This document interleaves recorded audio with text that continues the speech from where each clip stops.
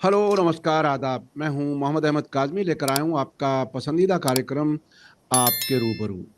Media star world लगातार जिस तरह से आपकी जानकार लोगों से मुलाकातें करा रहा है, कोशिश ये है कि आपके पास सही एनालिसिस, सही नैरेटिव पहुंचे और बगैर किसी डर, बगैर किसी खौफ के बेबाक अंदाज में जो बोलने वाले लोग हैं वो हमारे चैनल पर बहुत सी वो बातें बताते हैं जो आपको कहीं और शायद ना मिलें। आज एक बार फिर हम शमसुल इस्लाम साहब से बात कर रहे हैं, जो दिल्ली यूनिवर्सिटी के प्रोफेसर रह चुके हैं, बहुत ही सरगर्म एक्टिविस्ट हैं, राइटर हैं, बहुत किताबें लिखी हैं, दर्जनों किताबें लिखी हैं और मज़हब की बुनियाद पर नेशनलिज्म के वो आलोचक रहे हैं, मुखालिफ रहे हैं, चाहे वो हिंदुत्व हो या इस्लाम हो या किसी भी मज़हब की बुनियाद पर जो नेशनलिज्म बनाई जाती है उसके वो खिलाफ रहे हैं। आरएसएस के बारे में बहुत सी किताबें उन्होंने लिखी हैं।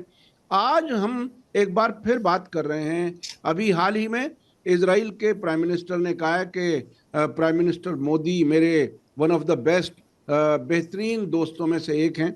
और 2 दिन पहले ही रिपोर्ट एमनेस्टी इंटरनेशनल की आई कि इस जंग के दौरान, जिसको पूरी दुनिया ने जेनोसाइड कहा है, उस कत्लेआम के लिए हथियार भारत से जा रहे थे, भारत से भी जा रहे थे। तकरीबन 3,000 कंसाइनमेंट गए अक्टूबर 2023 से और 2025 के आखिर तक। क्या कुछ है आखिर, किस तरफ भारत कहाँ जाएगा? क्या तमाम जो इज्जत कमाई थी पूरी दुनिया में इंसानियत के नाम पर, क्या हम पूरी तरह से वो खो रहे हैं? ये सब हम समझेंगे शमसुल इस्लाम साहब से। और नई जो खबर आ रही है वो आरएसएस के चीफ मोहन भागवत जी ने कहा है कि मैं बिल्कुल, अंग्रेजी में कहा है कि I trust gen ji blindly. मैं जेन जी पर अंधा होकर के विश्वास करने को तैयार हूं और प्रोटेस्ट करने से वो एंटी नेशनल नहीं हो जाते। वो क्या कुछ है वो भी हम समझेंगे। मजबूरी है, हकीकत है, क्या कुछ है। शमसुल इस्लाम साहब, वेलकम है आपका। मीडिया स्टार वर्ल्ड को आप वक्त दे देते हैं, उसके लिए बहुत बहुत शुक्रिया। आप ये बताइए कि मोदी और नेतन्याहू की जोड़ी इतनी मजबूत, हम अब से पहले भी बात कर चुके हैं आरएसएस और जायनिज्म के ताल्लुक से भी, क्या कुछ है, अब किस तरफ जा रही है पूरी दुनिया में? अगर किसी के खिलाफ नफरत है तो वो इसराइल है, नेतन्याहू हैं, जिसको ट्रंप खुद कह चुके हैं। लेकिन वो भारत के प्रधानमंत्री से बड़ी मोहब्बत करते हैं, बड़ा नजदीकी दोस्त मानते हैं। क्या कुछ है? नहीं, बहुत मज़ेदार चीज़ें हो रही हैं, बहुत शर्मनाक चीज़ें हो रही हैं। और कुछ चीज़ें तो ऐसी घटी हैं जिसको मीडिया स्टार वर्ल्ड पर हम 2 साल से कह रहे हैं। बिल्कुल। हम 2 साल से कह रहे हैं कि हिंदुस्तान जो है, हिंदुस्तान की जो आर्म इंडस्ट्री है, हिंदुस्तान की जो डिफेंस मिनिस्ट्री है मोदी के प्रधानमंत्री वाले काल में, वो बड़े पैमाने पर इजराइल को हथियार सप्लाई कर रही है। ये 2 साल से हम लोग उसके उसके फैक्ट्स सामने रखते रहे हैं। और जब स्पेन के अंदर वो एक बारूद से भरा हुआ जहाज वापस भेजा गया था, तो उसमें जब हम लोगों ने इसको रखा था तो उसको इंटरनेशनल मीडिया और जाहिर है देश का मीडिया तो उसको उठाना ही नहीं था, तो वो फिर खबर दब गई थी। तो ये आज वो चीजें सारे सामने होकर आ रही हैं। और जैसा कि बड़ा अखबार है इजराइल का, जेरूसलम पोस्ट, जेरूसलम पोस्ट ने कहा है कि आज तक जो चर्चा होती थी वो ये होती थी कि इजराइल भारत को हथियार सप्लाई कर रहा है। लेकिन ये जो है पूरा पलट गया है और चर्चा ये हो रही है कि भारत जो इजराइल को हथियार सप्लाई कर रहा है, जिसके डाटा अभी हम देखेंगे। ये बहुत इंपॉर्टेंट चीज है और इसका सारा क्रेडिट जाता है एमनेस्टी इंटरनेशनल को। यानी एमनेस्टी इंटरनेशनल ने 42 पेज की एक डॉक्यूमेंटेड फोटोज के साथ एक रिलीज किया है और मीडिया स्टार वर्ल्ड ने उसका लिंक देना चाहिए। वो बहुत बहुत ही, यानी वो एपक मेकिंग दस्तावेज है और जिसमें हथियारों को वो ही काफी है लीगल केस के तौर पर। ये नेतन्याहू और उसके दोस्तों को, जो उसके बहुत प्यारे दोस्त हैं, मोदी है, ये है अपना अमेरिका का राष्ट्रपति है ट्रंप, इन सबको सजा दिलाने में वो बहुत बड़ा रोल अदा करेगी। अच्छा, एक चीज आप यानी उसका मजाक भी बनने लगा है कि नेतन्याहू साहब के सबसे करीबी दोस्तों में उन्होंने कहा है कि मोदी हैं। वो दूसरे का नाम नहीं लेते, लेकिन वो भी हमको जानना चाहिए, वो ट्रंप है। ट्रंप है, मोदी हैं, तो बाकी तो सारी गंदगी में, क्रिमिनलिटी में, तबाही में, जेनोसाइड में इनका जो भी रोल है, लेकिन इनका एक लिंकेज और है, वो है एप्स्टीन फाइल। यानी ये जो दोस्ती हुई है, ये दोस्ती उस फाइलों को दफन रहने दिया जाए, ये काज़मी साहब, इतिहास इस बात की गवाही देगा कि ये जंग जो जिसकी कीमत फलस्तीनी चुका रहे हैं, जिसकी कीमत गजा चुका रहे हैं, जिसकी कीमत यमनी लोग चुका रहे हैं, जिसकी कीमत ईरानी लोग चुका रहे हैं, असल में वो इनका जो एक सेक्स रैकेट है उसको दबाने के लिए, उसे ध्यान बढ़ाने के लिए, एक यानी क्रिमिनल जो होते हैं किसी भी हद तक जाते हैं। तो ये तीन की जो तिगड़ी है, ये नेतन्याहू, मोदी और अपना ट्रम्प की, ये गवाह सबूत साबित होगा कि ये क्यों ये लड़ाई लड़ी गई। लेकिन किसी को शिकार होना था, और वो शिकार होने वाले वो फिर फलस्तीनी हैं जो लगभग 50 साल से जो इसका शिकार हो रहे थे। अच्छा, आप मेरे प्यारे दोस्तों, सुनने वाले दोस्तों, साथियों, जो हमसे सहमत हैं या असहमत हैं, वो हम ये बात फिर साफ करना चाहते हैं कि हम दस्तावेजों पर बात करते हैं, हम लफाजी नहीं करते। और इस बार जो दस्तावेज आपके सामने मैं पेश करना चाह रहा हूं और चाहता हूं कि आप उसको पढ़ें, खुद देखें, ये 42 पेज की एमनेस्टी इंटरनेशनल की रिपोर्ट है। और एमनेस्टी इंटरनेशनल क्या है, वो हम सब जानते हैं कि वो दुनिया का सबसे बड़ा ह्यूमन राइट्स वॉर के खिलाफ एक मोर्चा लेने वाला एक संगठन है। और ये लफाजी नहीं करता, ये नारेबाजी नहीं करता, ये तथ्यों के आधार पर सबूत पेश करता है। जैसे भारत में जो कत्लेआम हो रहा है माइनॉरिटीज का, भारत में जो कुछ हो रहा है, उसके बारे में वो बहुत सबूत के साथ दस्तावेज करते हैं। वो पाकिस्तान, बांग्लादेश में ईसाइयों के साथ, अहमदियों के साथ जो होता है, वो उसका पेश करते हैं। वो भारत के अंदर नौजवानों के साथ क्या हो रहा है, वो भारत के अंदर नागरिकता के नाम पर जो कुछ हो रहा है, उसका दस्तावेज पेश करते हैं। और ये मोदी शोदी जो सारे हैं, इनको ये नहीं होता है कि भाई उनके खिलाफ कोई क्रिमिनल कोर्ट कहीं क्रिमिनल केस लगा दे, क्योंकि वो तथ्यों पर बुनियाद होते हैं उनकी रिपोर्ट। ये भी जो रिपोर्ट है, इस रिपोर्ट में देखिए क्या किया है उन्होंने, वो बहुत ही बेहतरीन तरीके से, मैं जिन्होंने लिखी है, जिन्होंने फैक्ट जमा किए हैं, खैर वो तो सैल्यूट उनको बनता ही है, लेकिन जिन्होंने इस रिपोर्ट को लिखा है वो तो बहुत समझदार लोग हैं। और उन्होंने इसको किस हिसाब से बांटा है कि ये जेनोसाइड क्या होता है।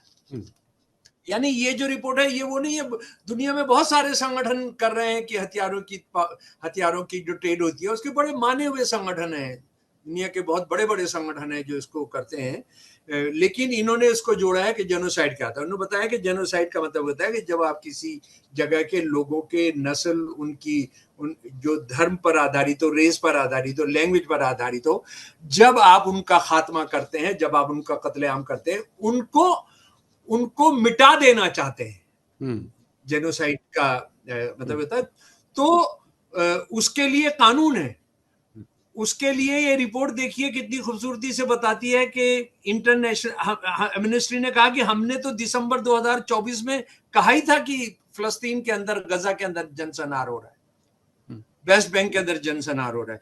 लेकिन यूनाइटेड नेशंस के जांच आयोग ने भी सितंबर 2025 में गजा में फिलिस्तीनियों के खिलाफ नरसंहार की गवाही दी थी। उन्होंने कहा था कि जनसंहार हो रहा है, कत्लेआम हो रहा है। और उसके बाद 21 नवंबर 2024 को international criminal court the Hague में उन्होंने जारी किया गिरफ्तारी का वारंट प्रधानमंत्री बेंजामिन नेतन्याहू, तत्कालीन इजराइल रक्षा मंत्री योव गैलेंट और अल कासिम ब्रिगेड, जो गजा के जो संगठन है, इस्लामिक संगठन है, उसके प्रमुख मोहम्मद अल मसरी, उसमें जो अल कासिम ब्रिगेड के जो थे, उनके खिलाफ गिरफ्तारी का वारंट जारी किया और कहा दुनिया में कहीं पर भी मिले जो यूनाइटेड नेशंस के मेंबर हैं, उनको इनको हमारे हवाले कर देना चाहिए। तो ये जो अल कासिम ब्रिगेड के थे उनका तो इंतकाल हो गया, उनका 14 फरवरी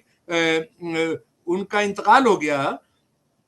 उसके बाद ये बचे दो बंदे जो हैं, और इसी जेनोसाइड वाले उसमें फिर ये रिपोर्ट आगे चलकर कहती है कि जेनोसाइड में सिर्फ नेतन्याहू और ये जिम्मेदार नहीं है। जो फैक्ट्स आ रहे हैं उनके हिसाब से, अच्छा international court of criminal court का ये भी है, जो भी इसमें मदद किया है वो इस सब में भागीदार माने जाएंगे। तो उन्होंने उसके बाद वो आते हैं कि अंतरराष्ट्रीय हथियारों के कानून क्या है। आप हथियारों का लेन देन कर सकते हैं, बेच सकते हैं, लेकिन वो हथियार एक तो बायोलॉजिकल नहीं होने चाहिए, यानी गैस वगैरह नहीं होनी चाहिए। दूसरी बात यह है कि वो किसी भी तरह से किसी जनसंहार में, किसी जेनोसाइड में वो हिस्सेदारी, उनका रोल नहीं होना चाहिए। फिर उसके बाद ये रिपोर्ट कहती है कि क्या इजराइल को जो हथियार दिए जा रहे हैं भारत की तरफ से, क्या वो उन्होंने उनको माना है। उसके बाद जो ये रिपोर्ट सबूत पेश करती है वो कहती है कि बिल्कुल नहीं माना है। भारत जेनोसाइड कन्वेंशन, जनसंहार संधि और 4 जिनेवा कन्वेंशन का राइटर है, उस पर सिग्नेटरी है। भारत के सुप्रीम कोर्ट के कई फैसलों ने अंतरराष्ट्रीय मानवाधिकार मानकों और नियमों को देश के भीतर लागू करने की पुष्टि की है।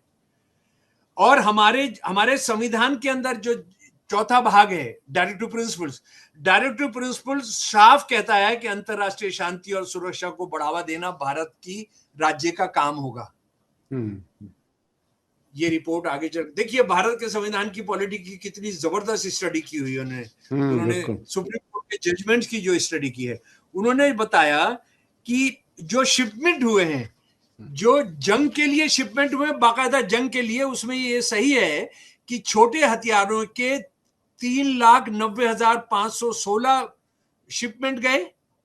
विस्फोटक हथियारों जैसे drone, warhead, artillery, shell casing वगैरह के 5,64,970 शिपमेंट गए। सैन्य वाहनों के 298 कंपोनेंट भेजे गए, और ये उसका फिर डिटेल है, और हर हथियार का फिर वो स्पेसिफिकेशन देते हैं। शिपमेंट देखिए क्या क्या है। मशीन गन फीडिंग ट्रेज, यानी मशीन गन की फीडिंग ट्रेज नहीं हो। मैं इस बीच में काम करते हुए हथियारों का भी छोटा बहुत सा एक्सपर्ट हो गया हूं। ये इसमें एक फीडिंग ट्रे होती है, फीडिंग ट्रे के बिना चल नहीं सकती। ये PLR सिस्टम प्राइवेट लिमिटेड, जो अडानी ग्रुप और Israeli war company weapon industries की ज्वाइंट कंपनी है, और भारत के अंदर है। ये समझ लीजिए भारत के अंदर है, इजराइल के अंदर नहीं है। इसने 10,571 उनकी जो एक मशीन गन है IWI नेगेव, उसके लिए भेजे। अच्छा, एक बात मेरे प्यारे दोस्तों और काजमी भाई, मैं ये बताना चाहता हूं कि ये वो ट्रेड है जो कानूनी तौर पर की गई है। जो हथियार स्मगल किए गए, जो दुनिया में माना जाता है कि अगर आप 10% हथियार लीगली भेजते हैं तो 90% हथियार जो आप गैर कानूनी तौर पर भेजते हैं, ये 10% का है। ये जी जी जी जी जी, जो बहुत ही भेजे जाते हैं, बहुत ही जो खतरनाक। सब्जी के जहाजों में करके भेजे जाते हैं। ये जो स्पेन में बारूद का पकड़ा गया था, उसने बारूद नहीं लिखा हुआ था अपने जहाज की उसमें, जो क्या कहते हैं उसका, जो डिटेल्स होती हैं, मैनिफेस्टो में। हाँ नहीं, उसको, हाँ मैनिफेस्टो, उसको कुछ और कहते हैं, अभी नाम याद आ जाएगा कि वो आप क्या माल ले जा रहे हैं, वो जो है उसकी डिटेल जो है। तो वो कार्गो क्या है, वो कार्गो में वो नहीं लिखा हुआ था कि ये इसमें जो है बारूद जा रहा है। अच्छा, उसके बाद बोल्ट कैरियर होता है। एक बोल्ट कैरियर वो है जो फायर आर्म को बंद रखता है। इसको PLR सिस्टम ने इसके 33,033 बोल्ट किए, और ये भी भारत के अंदर parts and accessories of military weapons है, जो भारत के अंदर इजराइल कंपनी के साथ मिलकर बनता है। ऑटोमेटिक सीयर्स, ये सीयर्स क्या होते हैं? Are internal component of firearm that are central to the firing process. आप जो ऑटोमेटिक आर्म्स होते हैं उसमें फायरिंग प्रोसेस जो होता है, उसको इंडो MIM प्राइवेट लिमिटेड, जो भारत सरकार का उपक्रम है, उसने 59,633 ऑटोमेटिक सीयर्स जो हैं वो Israeli company, Israeli defence ministry को भेजे। ये भी इनका ज्वाइंट है। Ordnance 155 mm artillery round and casings, ये कल्याणी सिस्टम स्ट्रेटेजिक लिमिटेड जो भारत फोर्ज ग्रुप का हिस्सा है, उसने इजराइल के एल्बिट सिस्टम को भेजा। ये दुनिया की सबसे बड़ी सप्लाई थी 155 mm आर्टिलरी के राउंड की। उसके बाद जनाब एक दूसरा हुआ MIL supplied shipment of 1155 mm artillery rounds to Elbit system. ये इजराइल की सबसे बड़ी हथियारों की कंपनी है। उसके बाद जनाब सुनिए एक बहुत दहला देने वाली खबर, लॉइटरिंग म्यूनिशन वॉरहेड्स। आप जानते हैं ना, इराक के अंदर, इराक के बाद एक ऐसा हथियार अमेरिका के पास था कि वो जहां पर सांसें या ह्यूमन गर्मी लगती, गर्माहट होती थी, वो हथियार वहां जाकर घुस जाता था। यानी वो बिल्डिंग पर नहीं गिरेगा, बिल्डिंग में जिस कमरे में इंसान रह रहे हैं उनकी कुछ क्या कहते हैं, उनकी कुछ शुआएं उनके जिस्म से निकल रही हैं, रेज निकल रही हैं, तो ये उस खिड़की में घुसकर मारता था। इंडिया ने लॉइटरिंग म्यूनिशन वॉरहेड जो है, इसको आवारागर्दी का बम कहते हैं, बड़ा मजेदार है। ये alpha LS defence and aerospace system limited जो ज्वाइंट वेंचर है अल्फा डिजाइन टेक्नोलॉजीज इंडिया का और एल्बिट सिस्टम्स इजराइल की जो सबसे बड़ी कंपनी। अच्छा, उसके बाद एक और बड़ा launcher and vehicles parts, sensors and parts, ये जो है भारत की एक सरकारी कंपनी ने, जो पब्लिक अंडरटेकिंग है department of production of the ministry of defence का, उसने इजराइल को भेजा एल्बिट कंपनी के साथ मिलाकर 81 mm मोटर लॉन्चर। ये 143 मैन्युफैक्चरर्स हैं जो कितनी जगह ये प्राइवेट कंपनियां भारत में बना रही हैं और भारत सरकार के जरिए वो इजराइल को भेजा जा रहा है। अच्छा, अब एक और बात फिर ये बहुत इंपॉर्टेंट करता है कि भाई हो सकता है भारत सरकार को इसका पता ना हो ये सब भेजा जा रहा है। ये डॉक्यूमेंट पेश करती है कि उनको पता है, भारत सरकार को पता है, तो भारत सरकार की डिफेंस मिनिस्ट्री भेज रही है। भारत सरकार ने इजराइल के साथ कम से कम 7,000 हथियार बनाने के कारखाने भारत के अंदर बनाए हुए हैं। तो वो कोई मोदी साहब की जानकारी के बिना तो नहीं बने हैं। और उसके अलावा मोदी साहब ने जुलाई के अंदर या जून के अंदर जब वो इजराइल गए थे, तो उन्होंने कहा था इजरायली पार्लियामेंट को बोलते हुए कि हमारे लोग जो हैं, भारतीय मूल के लोग जो हैं, इजराइल की सेना में काम कर रहे हैं। वो याद रखिएगा, हमने उस पर बात की थी। उसके बाद नेतन्याहू के जो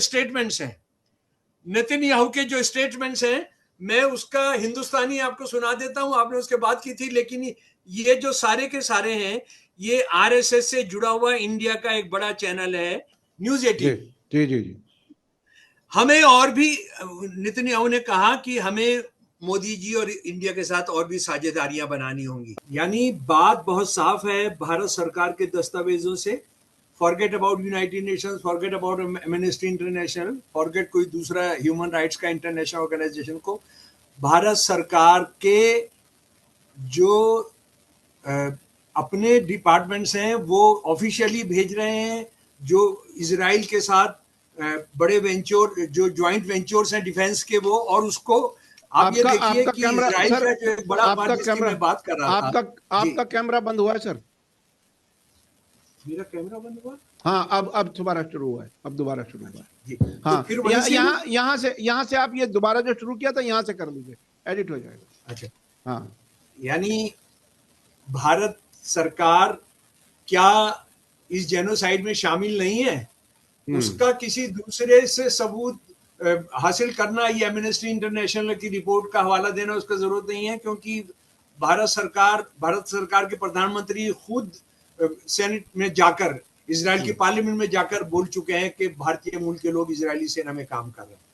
उसके बाद नेतन्याहू कितनी बार बोल चुके हैं कि मोदी जैसा दोस्त हमको मिला नहीं, सारी दुनिया हमको छोड़ देगी लेकिन मोदी हमारे साथ रहेंगे। कहा जाता है कि इजराइल, शमसुल इस्लाम साहब, जो बात अब तक हुई उससे बिल्कुल साफ है। मसलन अगर हम भारतीय इंडिविजुअल्स, फिर थोड़ा सा स्क्रूटिनी और गहराई से करनी पड़ेगी क्या हमारे आसपास ही, क्या हमारे आसपास के लोग ही, जाहिर है उन फैक्ट्रियों में जो काम करने वाले हैं वो भारतीय हैं, उनके उनके पसीने से, उनकी मजदूरी से बनने वाले हथियार, जहां उस जेनोसाइड में जो गाजा में हुआ उसमें हिस्सेदार हैं यही लोग, आम लोग, भारत के लोग जो इन कंपनियों में काम कर रहे हैं, जो नौकरी के लिए जा रहे हैं, उनका खून पसीना ईरान के खिलाफ भी और गाजा में भी, कत्लेआम में भी, सब जगह इस्तेमाल हो रहा है। तो फिर आखिर डेमोक्रेसी के मानी क्या है? हम अपनी मर्जी से कुछ भी नहीं कर सकते। क्या हम कातिलों के साथ खड़े हैं? इंडिविजुअल्स भी सब क्या है? नहीं काजमी साहब, ये मुझे लग रहा है ये सिंप्लीफिकेशन हो जाएगा। हाँ, बात यह है कि प्रजातंत्र को आरएसएस ने जो करके रखा है, अगर हम उसको नहीं समझेंगे तो जाहिर है हम लोगों को जिम्मेदार ठहराएं। लोगों को तो हाँ, पता भी नहीं ना, जो कारखानों में काम कर रहे हैं, जी जी कि जी। ये किसके लिए बनाया जा रहा है। हम्म। दूसरी दूसरी बात यह है कि ये जो लोग हैं कितनी मजबूरी के अंदर क्या क्या करते हैं। अब आप देखें ना, एक मिनट इसको हम छोड़ें, हाँ। हर साल दिवाली आने से पहले 85 जगह गैर कानूनी आतिशबाजी के कारखाने में आग लगती है, ब्लास्ट होते हैं, और सैकड़ों हिंदुस्तानी गरीब हम्म। गरीब औरतें बच्चे मारे जाते हैं। तो उसमें जी। लोगों को जिम्मेदार ठहराएं हम, हम्म। वो ठीक नहीं होगा। सही बात यह, सही। इस देश को कहां ले जाके खड़ा कर दिया है।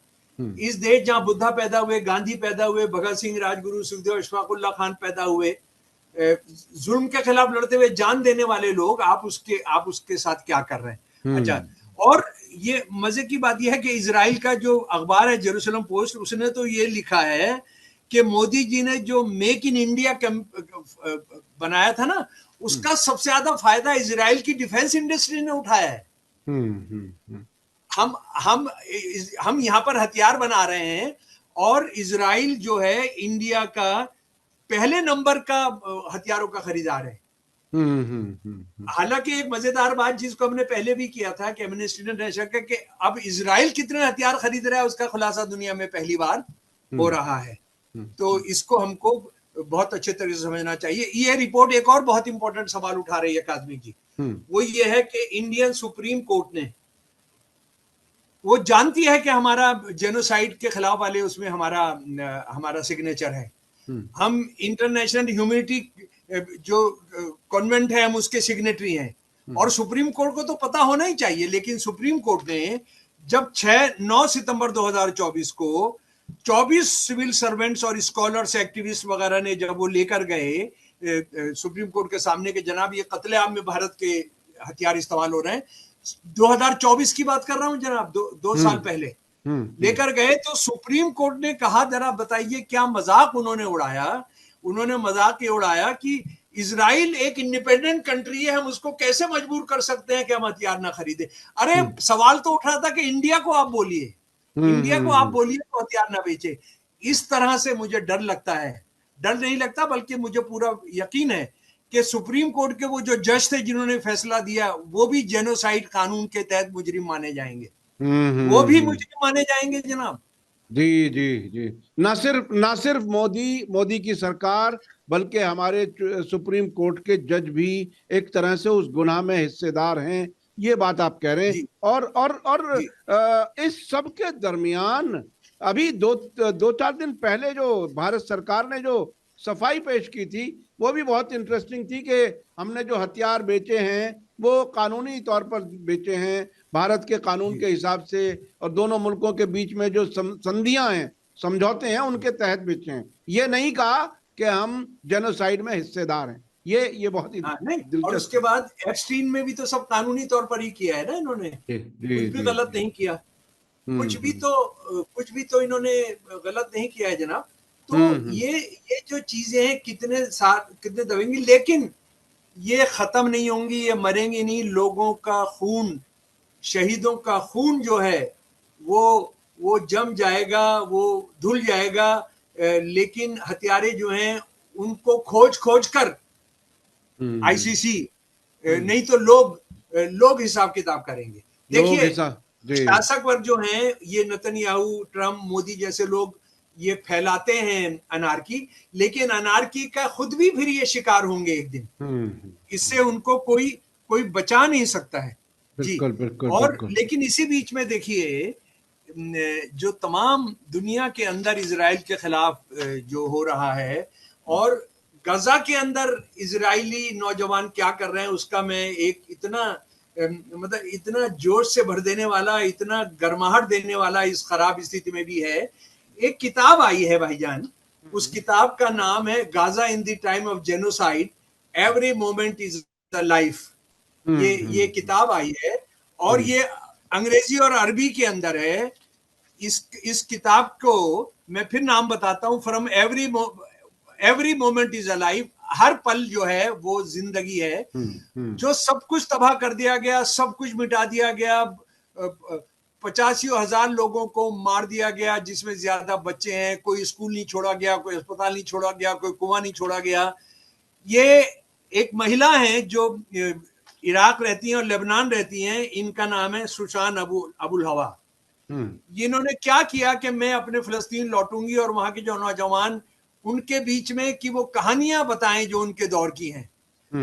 कितनी कैसे हालात के अंदर उन्होंने 2 बार जाकर वर्कशॉप किए। जरा सोचिए, वर्कशॉप किए और लगभग 100 कहानियां निकल कर आई। उनमें से उन्होंने छाटा। ये अरबी और अंग्रेजी दोनों के अंदर है। और इस किताब की इंट्रोडक्शन में भूमिका में जो लिखा गया जरा वो सुन लें। ये अबुल हवा जो है, अबुल हवा ने जो लिखा है, मैंने जिनके बीच में काम किया उनसे सब कुछ छीन लिया गया था, सब कुछ सिवाय उनके सम्मान, आस्था और इंसानियत के।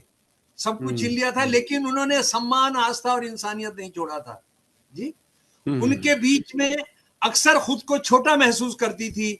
उन लोगों की मेहमान नवाजी, दयालुता और उदारता देखकर बार बार नतमस्तक हो जाती थी, जिनके पास देने के लिए बहुत कम था, फिर भी उन्होंने दिया। अंग्रेजी भी सुन लीजिए जनाब। They had been robbed of everything except their dignity, faith and humanity. I often felt small in their presence, repeatedly humbled by the hospitality, kindness and generosity of people who had so little to give but gave nonetheless. ये है फिलिस्तीन, ये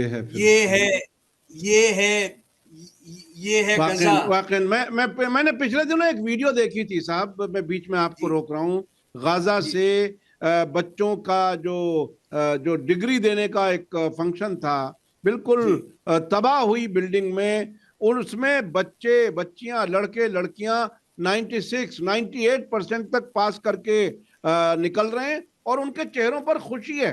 ये कितना वाकई abnormal है। और आपने कहा, सही कहा कि उन्होंने अपनी डिग्निटी, अपना एहतराम नहीं छोड़ा, सब कुछ उन्होंने खो दिया। अच्छा, मैं एक इसमें से एक कहानी है छोटी सी, द कॉबलर, ये जूता सही करने वाले जो होते हैं। बिल्कुल बिल्कुल बिल्कुल। उस खराब हालात में देखा कि एक बूढ़े शख्स जो हैं सबके फ्री में जूता सही कर रहे हैं। तो ये बच्ची जो थी, बच्ची समय अल-लहाम, ये गई, आप ये क्या कर रहे हो? कहने लगे, मेरे दोनों बड़ी बच्चियां इजराइल ने मार दी हैं, मैं जिंदा रहने के लिए क्या करूं? मैं यही काम कर कर मर जाना चाहता हूं। बताइए ये और जरा देखिए, इस्लामी ज़ायनिस्ट जो हैं, ये हिंदुत्व ज़ायनिस्ट तो की बात तो छोड़िए, जो इस्लामी ज़ायनिस्ट हैं वो क्या कर रहे हैं। बिल्कुल जी। तो अच्छा, मैं अब थोड़ा सा चलना चाहता हूं इस तरफ। भारत में अभी पिछले दिनों जो कुछ हमने जंतर मंतर में देखा, और उसके बाद सरकार को झुकना पड़ा, एजुकेशन मिनिस्टर को रिजाइन करना पड़ा। हालांकि उसके बाद सरकार बहुत सी जगहों पर बच्चों के खिलाफ FIR, उनको प्रताड़ना करना, उनको टॉर्चर करना, तकलीफ पहुंचाना, अगर उनमें से कोई मुसलमान है तो उसके लिए कुछ खास प्रावधान है कानून में शायद कि उनको और ज्यादा सताया जाना।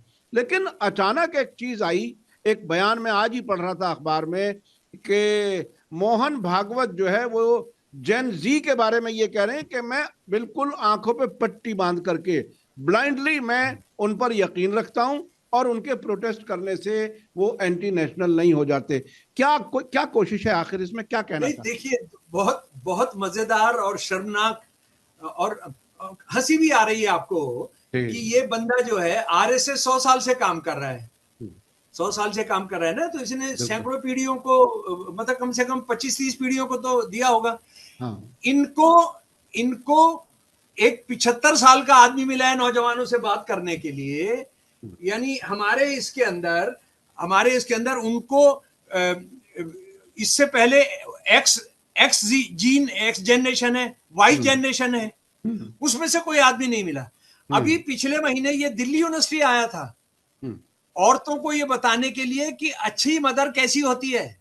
मतलब उनको कोई औरत नहीं मिली। मतलब इतना जाहिलों का, गंवारों का, बेवकूफों का, गलीज लोगों का संगठन है कि इनको नौजवान नहीं मिला और 2000 लोगों को बता रहा है कि ये करना चाहिए। और उसके बाद देखिए बेईमानी का तो कोई हिसाब किताब नहीं है। एक जर्नलिस्ट ने सवाल पूछ लिया, हालांकि उसको रोकने की कोशिश की गई कि वहां जो जो जो रेपरेशन हुआ, जो बारबरिक रेपरेशन हुआ, उसके बारे में क्या आपका ख्याल है? कहने लगे मैं तो वहां था नहीं और अभी उसके बारे में पूरे फैक्ट्स नहीं आए हैं, तो मैं क्या बता सकता हूं। यानी वो वहां पर नहीं था तो उसके बारे में भाषण कर रहा है कि नौजवानों की बात समझी जानी चाहिए, और उसके बाद उस पर कोई बात नहीं करना चाहता, क्योंकि वो बात फिर ये भी हो जाती थी ना कि पैलेट गन जो थे, जो इजराइल गजा में चलाता था फिलिस्तीनियों के खिलाफ, आप भी चला रहे हैं। और इससे सवाल पूछा जाता, आप तो इजराइल के दोस्त हैं, आप तो कहते हैं इजराइल जैसा राष्ट्रवाद हमने करना है। तो बात यह है कि इनका झूठ, इनकी बेईमानी, बदकिस्मती यह है कि इनको बोलने दिया जा रहा है। इनको गेट पर जैन जी ने पकड़ के कहना चाहिए था, तू भैया यहाँ क्या करने आया है, तू क्या करने आया है, तू जाके, अच्छा इसने मीटिंग करनी चाहिए अमित शाह के साथ और मोदी के साथ। भाई ये मीटिंग किसको समझाना है कि जैन जी की बात समझो, ये जैन जी को समझा रहा है कि तुम बहुत अच्छे हो। ये बात तो इसने मोदी और अमित शाह जैसे गुंडाई करने वाले प्रधानमंत्री और होम मिनिस्टर को समझाना है कि तुम इनके साथ ये नहीं करो, मैं आंखें बंद कर जैन जी की सपोर्ट करता हूं। वो तो आ नहीं रहा है पार्लियामेंट के अंदर इस पर बात करने के लिए। आप देखिए कि ये इस देश में खबर बनती है, इस देश में वो भाषण करता है। इससे ज्यादा शर्मनाक बात इस देश के लिए क्या हो सकती है? एक दलाल संगठन का, एक हत्यारे संगठन का, जिसने जेनोसाइड, जो ये कहता है मुसलमान ईसाइयों को इस देश से खत्म करना है, जो नौजवानों को कहता है कि ये कॉकरोच शब्द जब दिया गया तो ये कभी बोला कि कॉकरोच नहीं है वो। जिस दिन पैलेट गन चले उस दिन आरएसएस ने कोई दिया, बल्कि आरएसएस ने तो ये कहा, आरएसएस का जो केरला का मुख्य है मोहन, उसने कहा वहां जो लड़कियां जा रही हैं वो आनंद आता है उनको रेप करवाने में, तो रेप करने का उनको एक जगह मिल गई है। ये कितनी अजीब। अच्छा बताइए, आरएसएस का सीनियर आदमी केरला का, कि जो, और हिंदू लड़कियां हैं जो ज्यादा गई हैं, बिल्कुल वो वहां क्यों जा रही हैं? क्योंकि उनको वहां जाकर खुला रेप कराने का, यानी सेक्स करने का उनको खुलेआम मिल गया है। कितने गिर सकते हैं लोग। अच्छा, मैं कह रहा हूं कि इनके लिए कमीन शब्द इनके लिए ही बना है। जी, शायद वो भी कम हो, अच्छा, मैं शमसुल इस्लाम साहब, मैं अब थोड़ा सा दूसरे एंगल से समझना चाहूंगा वो तकलीफ जिससे नौजवान गुजर रहा है, जो ना तो उसको नौकरी तक पहुंचने दिया जा रहा है, ना कोई एग्जाम पास करने दिया जा रहा है। 3 साल का 4 साल कर दो, ग्रेजुएशन हो सकता है 5 साल का कर दे, ताकि रोजगार लेने वालों की लाइन जरा पीछे हट जाए।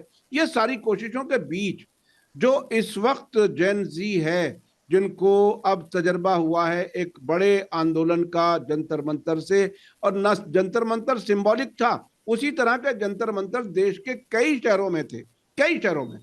अब आप जेन जी के लोगों को, इस नई उम्र के बच्चों को मशवरा क्या देते हैं? इस सरकार के साथ उन्हें कैसे बात करनी चाहिए, क्या करना चाहिए? मैं तो मशवरा देने की हालत में नहीं हूं। मैं तो एक रिसर्चर के तौर पे कर सकता हूं। बात यह है, वो बहुत बहादुरी के साथ लड़ रहे हैं। उन्होंने बहुत बढ़िया तरीके से वो जो दलाल थे लद्दाख के, मियां बीवी, उन दोनों से किनारा किया है, उनको बाहर किया है। जब थिपके के बारे में कि वो इतना पैसा खर्च करके अमेरिका पढ़ता है, तो उस बंदे ने बड़ी बहादुरी के साथ कहा है कि मोदी तुम अपनी डिग्री दिखा दो, मैं तो अपने सारे कागज तुमको दिखाने के लिए तैयार हूं। अच्छा, मोदी का जो राज है, वो आरएसएस का राज है, वो लूट का क्या राज है कि आज आप पढ़ लीजिए, और इंडियन एक्सप्रेस ने दिया है कि जो उन्नत टेक्नोलॉजी के लिए जो फंड है, सैकड़ों करोड़ों रुपए के, उसमें जो कमेटी बनी उसने अपने दोस्तों को ही बांट दिए सारे रुपए।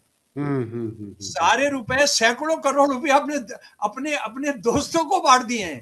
तो ये मोदी असल में क्या किसी का होगा, क्या किसी का नहीं होगा। और अभी जो यूपीआई जो है, यूपीआई की जो पेमेंट है, काजमी जी, यूपीआई की जो पेमेंट है उस पर एक चार्ज लगेगा। और अभी अभी खबर आ रही है, अमेरिका से खबर आ रही है कि वो चार्ज इसलिए लगेगा कि ट्रंप बहुत नाराज हुआ है कि उनका जो वीजा कार्ड वगैरह है वो चलना बंद हो गया है ये यूपीआई की वजह से, गूगल पे की वजह से। वो चार्ज इसलिए लगाया जा रहा है ताकि आप इंडिया के जो लोग बिना बिना कोई चार्ज दिए हुए ट्रांजैक्शन कर रहे हैं, वो बिल पेश हो गया है पार्लियामेंट के अंदर। हमारी फाइनेंस मिनिस्ट्री ने कर दिया है। ये दलालों का, भड़ों का गिरोह है। इसने कोई भारत वारत से कोई लेना देना नहीं है, इनको कोई ताल्लुक नहीं है। ये लड़कियां, जैन जी की लड़कियां जो जा रही हैं प्रोटेस्ट में, यानी बहादुर लड़कियां, उनको ये बोल रहे हैं कि ये तो होड़ बनकर, ये तो तवाइफे बनकर वहां गई हुई हैं, कि इनको तो खुदा भी माफ नहीं करेगा। जी जी जी जी जी बिल्कुल। और ट्रंप से दोस्ती करते हैं जिनके पास एप्स्टीन फाइल की वाइफ है। ये देखिए, ये बहुत ही इंटरेस्टिंग है कि एप्स्टीन फाइल के जरिए जो आई हुई एक औरत है जो फर्स्ट लेडी बनी हुई है अमेरिका की, उनसे दोस्ती करेंगे। और यहाँ जो अपना हक लेने के लिए लड़कियां आ रही हैं उनको जो है वो गंदे अल्फाज से याद करेंगे। जी, आप कुछ कहना चाह रहे हैं? शाहिद नदीम जो जिया के जमाने में ये लाइनें लिखने के लिए 40 कोड़े खाए थे वहां कठमुल्लावाद के खिलाफ, वो 2 लाइनें फिर सुना रहा हूं, पहले भी सुनाई होगी लेकिन वो आज रोज गाई जानी चाहिए।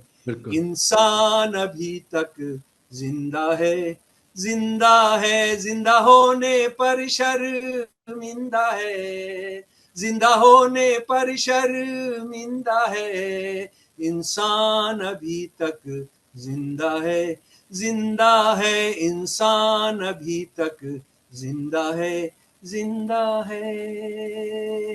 वाकई जो लोग जिंदा हैं, इंसान जिंदा हैं, उन्हीं के सहारे ये दुनिया चल रही है। और यही बता पा रहे हैं कि गलतियां कहाँ हो रही हैं, खराबियां कहाँ हो रही हैं। आंखें खोल करके जीने की जरूरत है। और शमसुल इस्लाम साहब ये काम बहुत ही जोरदार अंदाज में कर रहे हैं, बहुत ही सरगर्म है। हम सब कर रहे हैं, आप भी कर रहे हैं। बिल्कुल। और मैं अपने दर्शकों से कहना चाहूंगा, आज का वीडियो आपको कैसा लगा कमेंट में जरूर लिखें और ज्यादा से ज्यादा लोगों तक शेयर करें। इसी के साथ मुझे दीजिए इजाजत। धन्यवाद, शुक्रिया। जय भारत, जय हिंद। हमारे चैनल मीडिया स्टार वर्ल्ड को सब्सक्राइब कीजिए और बेल आइकॉन दबाइए ताकि हमारी हर नई वीडियो का नोटिफिकेशन आपको सीधे मिलता रहे। अगर आपको हमारी खबरें पसंद आती हैं तो उन्हें अपने व्हाट्सएप, इंस्टाग्राम, फेसबुक और ट्विटर अकाउंट्स पर शेयर करना ना भूलिए ताकि और लोग